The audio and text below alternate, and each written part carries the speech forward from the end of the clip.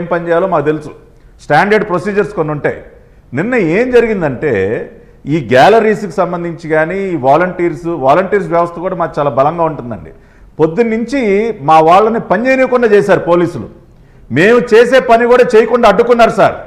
వాళ్ళు ఎంతసేపు మీరు ఎవరు చేయకూడదండి, ఇది ఎస్పీజీ, ఇది ప్రైమ్ మినిస్టర్ సభ, మీ ఇష్టానుసారం మీరు ఎవరు పడితే వాళ్ళు ఇక్కడ ఏమి చేయటానికి కుదరదు అంటే కుట్రలో భాగంగా మేము చేసే పని చేయకుండా అడ్డుకున్నారు. ఏది ప్రధానమంత్రి గారి పేరు చెప్పి.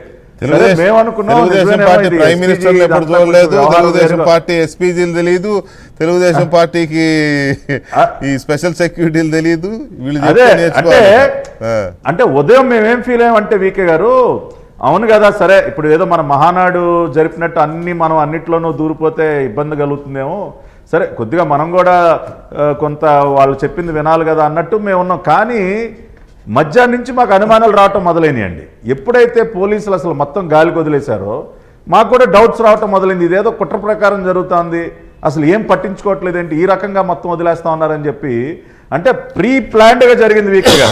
ఒకటి ముందు మేము చేసే పనిని చేయకుండా అడ్డుకోవటం, రెండోది జనాలు రాకుండా అడ్డుకోవటం, సభా ప్రాంగణంలో చేయాల్సినటువంటి డ్యూటీ చేయకుండా ప్రేక్షక పాత్ర వహించడం, ఆ గ్యాలరీలో తోపులాట జరుగుతున్నా కూడా అక్కడికి వెళ్ళకపోవటం, ఇవన్నీ కూడా పక్కాగా ప్రీ ప్లాన్డ్గా జరిగినటువంటి కుట్ర. కేవలం సభను ఏదో భగ్నం చేయాలని చెప్పి తాడేపల్లి ఆదేశాల మేరకు చేసినటువంటి కుట్ర. వాళ్ళు ప్రీ ప్లాన్డ్ గా చేసిన కుట్ర మీకు పోస్ట్ ప్లాన్డ్ అర్థమైంది అనమాట. ఇక నుంచైనా మీరు కూడా ప్రీ ప్లాన్డ్ గా అర్థం చేసుకోవడానికి ట్రై చేయండి. పట్టాభి గారు థ్యాంక్ యూ వెరీ మచ్. బాబు చెప్పండి. అదే చేయండి, పోస్ట్ మార్టం చేయండి. కానీ ఎవరిని బాధ్యులు చేయాలో వాళ్ళని నిర్దాక్షిణ్యంగా బాధ్యులు చేస్తేనే ఇటువంటి నెక్స్ట్ జరగకుండా ఉంటాయి. ప్రజలకు కూడా ఒక భరోసా కలుగుతుంది. ఆ విషయం అది మెయిన్గా బీజేపీ చేతుల్లో ఉంది అది. Right, thank you very much Bhanu గారు అండ్ వెంకటేశ్వర గారు, పట్టాభి గారు, థ్యాంక్ యూ వెరీ మచ్ అండి.